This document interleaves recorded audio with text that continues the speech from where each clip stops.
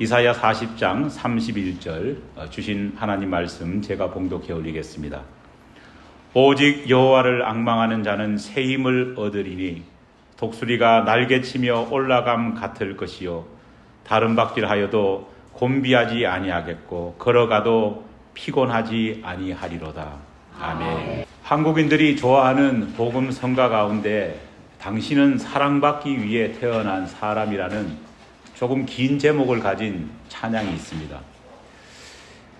이 노래는 남녀노소 또 교회를 다니는 사람이나 다니지 않는 사람이나 관계없이 참 모든 사람들이 좋아하는 것 같습니다.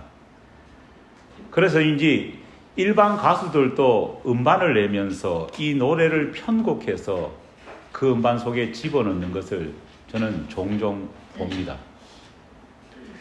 사람들이 이 찬양을 좋아하는 이유가 뭘까요? 그것은 사람들의 마음을 움직이게 하는 굉장히 단순하지만은 강력한 메시지가 이 노래 안에 들어있기 때문입니다. 당신은 사랑받기 위해 태어난 사람. 존재 그 자체만 해도 사랑받을 수 있는 이유가 있다는 겁니다. 태어났다는 그 이유만으로도 넉넉히 사랑을 받을 수 있는 존재라는 겁니다. 성과를 내야 하고 성공을 해야지 겨우 살아남을 수 있는, 그래야지 사랑받고 인정받을 수 있는 이 세속화된 시대 속에서 그렇게 살아가는 사람들에게 존재하고 태어났다는 그 사실 하나만으로도 하나님의 사랑을 받을 수 있다니 여러분 얼마나 감격스럽습니까? 그런 의미로 본다면 우리 모두는 하나님께 사랑받는 그런 존재입니다. 하지만 꼭 그렇지만도 않습니다. 하나님은 모든 사람들을 사랑하시지만은 하나님의 더 나은 사랑은 예수 믿는 사람들에게 있기 때문입니다. 그리고 성경을 읽다 보면은요, 예수 믿는 사람을 향한 하나님의 그 사랑에도 차이가 있다는 질문을 가지게 됩니다. 여러분, 하나님은 아브라함을 향해서 특별한 사랑이 있으셨습니다. 하나님께서는 다윗을 향해서 특별한 사랑을 보여주셨습니다. 주님의 많은 제자들과 따르는 사람들이 있었지만은 성경을 보면은 예수님은 특별함을 가진 대상과 사랑의 사람이 존재했다는 것을 우리는 알 수 있습니다.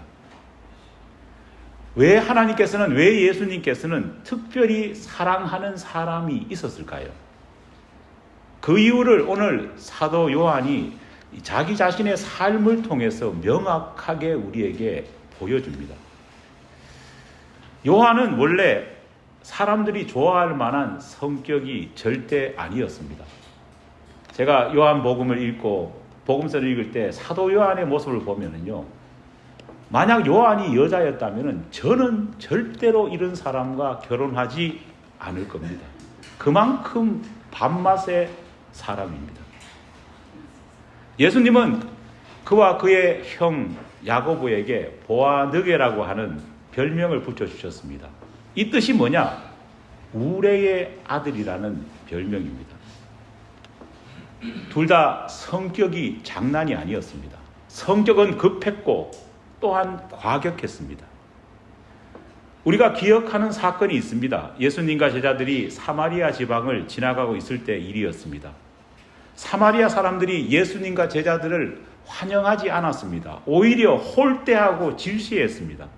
이때 다른 제자들은 빨리 걸어가지고 이 사마리아 지방을 빨리 떠나자, 그런 마음만 가지고 있었습니다. 그런데 야고보와 요한은 예수님께 말합니다. 하늘에서 당장 불을 내려서 이 사마리아 사람을 다 불태워 죽여버립시다. 얼마나 과격합니까? 게다가 이 형제는 욕심도 많았습니다. 특히 권력욕이 대단했습니다. 성경 읽어보면은요, 야고보와 요한은 늘 수제자였던 베드로와 경쟁을 합니다. 그러던 어느 날 십자가를 지시기 위해 예수님께서 예루살렘으로 향해 가시는 그 길가에서 예수님께 이 형제들이 요구를 합니다. 예수님, 왕이 되시면은 저희들을 주님의 좌와 우편에 꼭 앉혀주십시오. 마가복음을 기록한 마가는요, 마가복음 10장에서 이 형제의 도를 넘는 이 행동에 대해서 가감없이 기록을 합니다. 마치 제자라는 인간이 어떻게 그런 말을 하고 그런 요구를 할 수 있고, 특별히 십자가를 지시기 위해서 가는 예수님의 심정도 모르고 어떻게 그렇게 철없는 그런 말을 할 수 있는가. 마가는 어이없다는 듯이 그렇게 이 사건을 기록합니다. 하지만 동일한 사건을 기록하고 있는 마태의 경우는 논조가 좀 다릅니다. 마태복음 20장에 보면은요, 마태는 그 내용을 살짝 바꿉니다. 마가는 이 말도 안 되는 요구를 제자인 이 형제가 직접 예수님께 말했다, 그렇게 기록하고 있는데 반해서 마태는 직접 말한 것이 아니라 제자인 야고보와 요한이 모르는 상태에서 그들의 어머니가 찾아와 가지고 자식들을 위해서 이 민망한 청탁을 했다, 그렇게 기록하고 있습니다. 여러분, 누구 말이 맞을까요? 마태는 왜 이렇게 기록을 했을까요? 그래도 자신과 똑같은 예수님의 제자입니다. 그런데 예수님의 제자가 이런 낯뜨거운 짓을 한다는 것이요, 똑같은 제자인 자신은 너무 민망했을 겁니다. 제 생각에는 그래서 애둘러서 불쌍한 어머니를 가져와서 어머니가 청탁했다, 그렇게 무마하지 않았을까 생각을 해봅니다. 요한은 좋은 제자이기보다는요, 사고뭉치였습니다. 보통 사람이라면 이런 사람을 사랑할 수는 없습니다. 그런데도 예수님께서는 그를 사랑하셨습니다. 그것도 특별히 눈에 띌 정도로 이 요한을 사랑하셨습니다. 이런 자신감 때문인지 요한은 그 스스로를 가리켜서도 자기를 소개할 때마다 요한복음에서 이런 말을 반복합니다. 예수께서 사랑하시는 제자. 그리고 나서는 차마 그런지 이름은 밝히지 않습니다. 요한은 자신이 완벽해서 예수님의 사랑을 받느냐, 그렇게 말하고 있지는 않습니다. 요한이 예수님의 특별한 사랑을 받았다는 것은요, 요한만이 증언한다면요, 우리가 소리 말해서 요한은 또라이입니다. 하지만은 복음서를 보면은요, 요한이 특별히 예수님의 사랑을 받았다는 기록은 마태도 마가도 누가도 한결같이 기록하고 있는 겁니다. 그렇다면은 왜 예수님은 요한을 이렇게 특별히 사랑하셨던 것일까요? 모든 복음서가 한결같이 말하는 예수님의 사랑받는 요한의 특징이 무엇이었을까요? 첫 번째, 그것은 요한은 늘 예수님 가까이 있었다는 사실입니다. 대부분의 제자들이 변화산 밑에서 머물고 있을 때에 유일하게 요한은 예수님을 베드로와 함께 그의 형과 함께 따라 나섰습니다. 변화산 위에 그는 예수님 가까이에서 있었습니다. 최후의 만찬이 벌어지던 그날에도 바로 요한은 주님 바로 곁에 주님의 품 안에 안길 만큼 가까이 요한은 있었던 겁니다. 여러분, 늘 함께, 늘 같이 간다는 것은요, 굉장히 특별한 겁니다.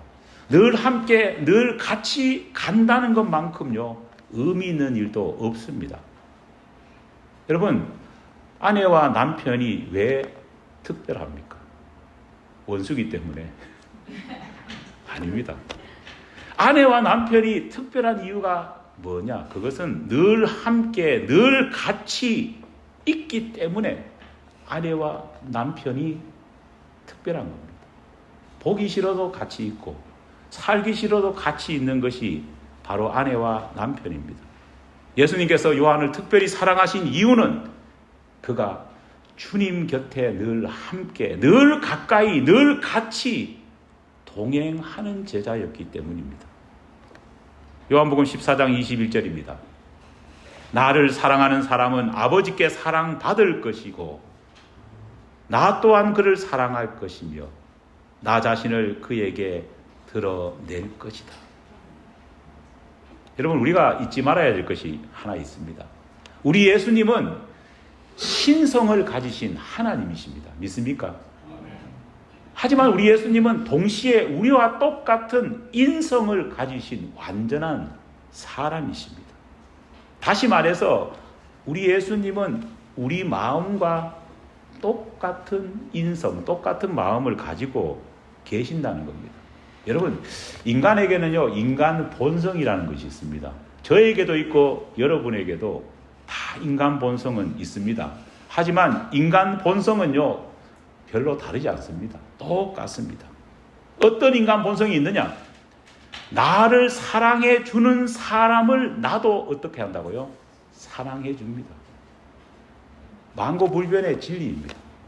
나를 사랑해 주는 사람을 나도 사랑합니다. 나를 미워하는 사람은 어떻게 해요? 나도 싫습니다. 아니, 사람만 그런 것이 아닙니다. 여러분, 개를 키워봐도 그렇습니다. 개가 정말 신기하게 압니다. 자기를 싫어하는 사람은 어떻습니까? 아무 짓도 안 했는데 오면은 막 짖고 물려고 합니다. 자기를 사랑해 주는 사람은 어떨까요? 그런 마음을 가진 사람은요, 와가지고 옆에서 자꾸 비비댑니다.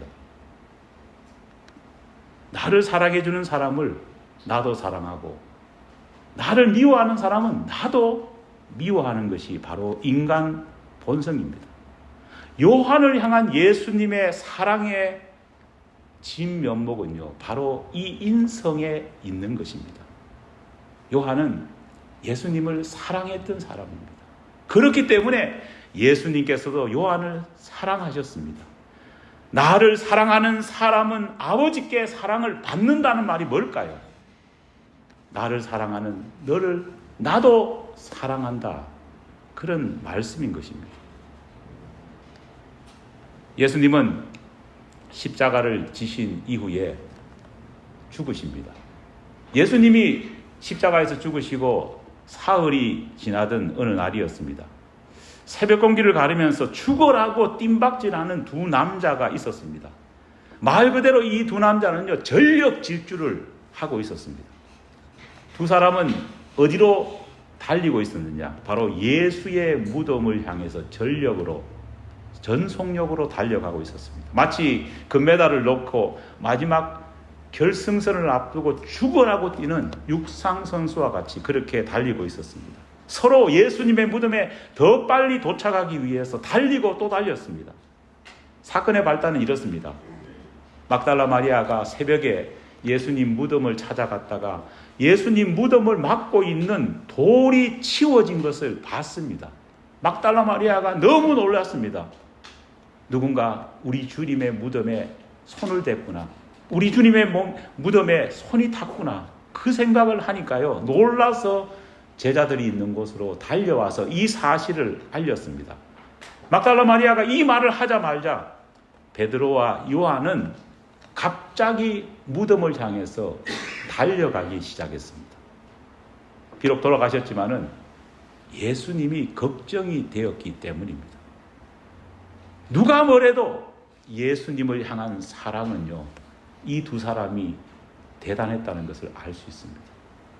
예수님의 무덤에 돌이 옮겨졌다는 그 소리를 듣자마자 다른 제자들은요, 가만히 있는데 이 두 사람만 튀어나가듯이 달려갔기 때문입니다. 여러분, 이 달리기에서 베드로와 요한의 이 승부를 건 이 달리기에서 과연 누가 이겼을까요? 승자를 공개합니다. 요한복음 20장 4절 말씀입니다. 둘이 같이 다름질 하더니 그 다른 제자가 베드로보다 더 빨리 달려가서 먼저 무덤에 이르러. 누가 기록했습니까? 요한이 기록했습니다. 확실하게 자신이 이겼다는 것을요, 차마 자기 이름을 완전히 공개하지는 못하지만은 내가 이겼다 이야기하는 겁니다. 금메달은 베드로가 아니라 누가 받았습니까? 요한이 받았음을 알 수 있습니다. 여러분, 바로 이런 열정, 이런 사랑 때문에 예수님은 다른 제자들보다 요한을 더 사랑했고 요한을 더 신뢰하고 요한을 더 믿었습니다. 요한의 이런 열정 때문에 우리 예수님은 요한을 특별하게 바라보셨습니다. 바로 그 열정과 그 사랑을 예수님께서 알고 계셨기 때문에 어쩌면은 예수님께서 십자가에 달려서 죽으실 때 마지막 순간에 십자가 위에서 운명하시기 전에 바로 이 요한에게 어머니를 맡겼을지도 모릅니다. 부활하신 예수님께서 갈릴리 바다로 가셔서 갈릴리 바다로 돌아가서 고기잡이를 하고 있던 제자들을 만나는 장면을 우리는 기억합니다. 밤새도록 고기를 잡았는데요, 허탕을 쳤습니다. 씁쓸해하고 있습니다. 어찌할 바를 모릅니다. 그때 해변에서 한 남자가 배 오른쪽으로 그물을 한번 던져 보십시오, 그렇게 말합니다. 자포자기하는 심정으로 배 오른편으로 그물을 던집니다. 그때 어떤 일이 일어납니까? 엄청나게 많은 물고기가 잡힙니다. 도저히 그 물고기가 잡힌 그물을 배로 끌어올리기가 힘들 만큼 그렇게 물고기가 많이 잡혔습니다. 여기서 우리가 주목해야 합니다. 배에 타고 있던 그 많은 제자들은요, 모두 시선이 어디로 향하고 있었습니까? 어디로 향하고 있었을까요? 잡힌 물고기가 가득 담겨있는 그물에 다 시선이 가고 있었습니다. 하지만 오직 한 사람만은 그물의 시선을 가지 않고 물고기의 시선이 빼앗기지 않고 명령하신 분이 누군지를 바라보고 있었습니다. 바로 누구입니까? 요한입니다. 이런 능력을 펼칠 수 있는 분은 오직 한 사람밖에 없다고 생각한 요한은 모든 다른 동료들이 물고기에 한눈 팔려 있을 때에 이 명령을 내리신 분이 누구인지를 바라보았습니다. 그때 모든 제자가 볼 수 없었던 명령을 내린 그 분이 누구인지를 요한은 캐치했습니다. 그리고 외칩니다. 뭐라고 외칩니까? 주님이시다. 주님이시다 외치니까요, 그제서야 물고기와 그물에 눈이 가 있던 제자들이요, 바로 명령하신 분이 누구인지를 바라보는 겁니다. 베드로도 어디에 눈이 가 있었을까요? 그물에 가 있었습니다. 주님이시다 하는 요한의 말을 듣자마자 그는 즉시 어떻게 했습니까? 바다로 그제서야 뛰어들었음을 알 수 있습니다. 여러분, 항상 늘 생각하고 있어야지만이 다른 사람이 볼 수 없는 것을 볼 수 있습니다. 사랑하는 사람은 먼저 알아볼 수 있습니다. 여러분 그렇잖아요. 여러분들 자녀들 졸업식 때 가면은요, 수백 명의 아이들이 있지만은요, 희한하게 정말 설교 시간에 쓰긴 용어 그렇지만 귀신같이 자기 자식을 알아보고 발견합니다. 수많은 자식이 있는데요, 그 자식도 웃깁니다. 멀리서 엄마가 손 흔들면서 사진 찍는다고 포즈 잡으라고 하면요, 자식도 막 이렇게 또 텔레파시가 통하는 것처럼 그렇게 합니다. 왜 그럴까요? 사랑하는 사람은 늘 생각하고 늘 기도하고 있기 때문에 바로 그 사람을 먼저 알아볼 수 있는 것입니다. 오늘 본문 말씀도 동일하게 말합니다. 오직 여호와를 앙망하는 자는 새 힘을 얻으리니 독수리가 날개치며 올라감 같을 것이요 다른 박질하여도 곤비하지 아니할 것이요. 여러분, 신앙은 멀리서 응원하는 것이 아닙니다. 멀리서 응원하는 사람은요, 진짜 신앙인이 아닙니다. 신앙은 가까이 다가가서 함께 하는 것이 진정한 신앙입니다. 기도의 자리로 가까이 다가가는 것입니다. 말씀의 자리에 가까이 나와서 말씀을 경청하는 겁니다. 예배의 자리에 가까이 와서 주님의 임재를 고대하는 겁니다. 그래서 야고보서 4장 8절은 이렇게 말하지 않습니까? 하나님을 가까이 하라. 그리하면 너희를 가까이 하시리라. 믿습니까? 하나님을 가까이 하지 않으면서도 하나님의 은혜를 구한다. 말도 안 되는 이야기입니다. 내 생활이 왜 이렇게 힘들고 내 일이 왜 이렇게 잘 안 풀리느냐? 나와서 가까이 기도할 때 풀려지는 것이 성경이 말하는 한결같은 진리입니다. 어떤 분은 말합니다. 마음이 중요하지. 마음이 있으면 되는 것 아닙니까? 여러분, 말도 안 되는 소리입니다. 적어도 관계에만 국한된다면요, 마음만으로는 안 됩니다. 여러분, 마음만으로 관계가 제대로 이루어집니까? 그렇게 되지 않습니다. 요즘은 어떤지 모르지만은요, 한국에서 남자분 다 아시잖아요. 군대 가기 전에 죽어도 떨어지지 않는다고 했던 여자들하고 어떻게 됩니까? 다 헤어집니다. 마음만 되는 것이 아닙니다. 정말 아주 마음으로 가지고 하는 이상적인 사랑, 그런 것은 없습니다. 서로가 만나지 않고 서로가 가까이 하지 않으면요, 관계조차도 어떻게 됩니까? 멀어지는 겁니다. 제가 옛날에 그런 설교 한번 드렸지 않습니까? 제가 2006년에 미국에 혼자 와가 1년 동안 지나다가 우리 집사람을 1년 만에 인천공항에서 만났을 때 제가 어떤 행동을 보였는 거 기억하시죠? 예. 원래는 내릴 때 달려가가 여보 고생했지 하면서 허가하고 어깨를 두드리고 이래야 되는데 갑자기 너무 낯서는 거예요. 그래서 제가 안녕하십니까 했더니 더 희한한 거는 그때 우리 둘째가 공항에 따라왔어요. 저를 보더니만 원래는 영화에 의하면 아빠 하면서 내가 무릎을 꿇으면은 와서 안기고 제가 엘모 인형 갖다 준 걸 찾으면은 막 눈물 흘리고 이래야 되는데 애가 도망을 가더라고요. 왜 그럴까요? 마음만으로 되지 않습니다.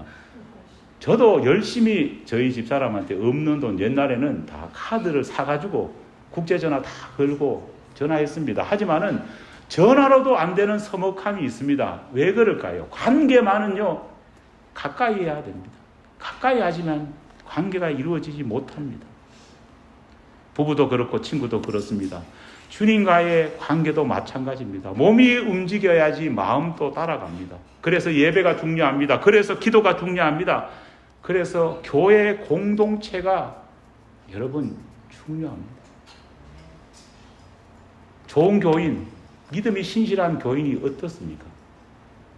교회에 많은 일들이 있지만은요, 예배 마치고 나서 오래 있으면서 교제도 나누고 주중에 서로 전화도 하는 이런 사람이요, 진정한 단단한 교회 공동체가 될 수 있습니다.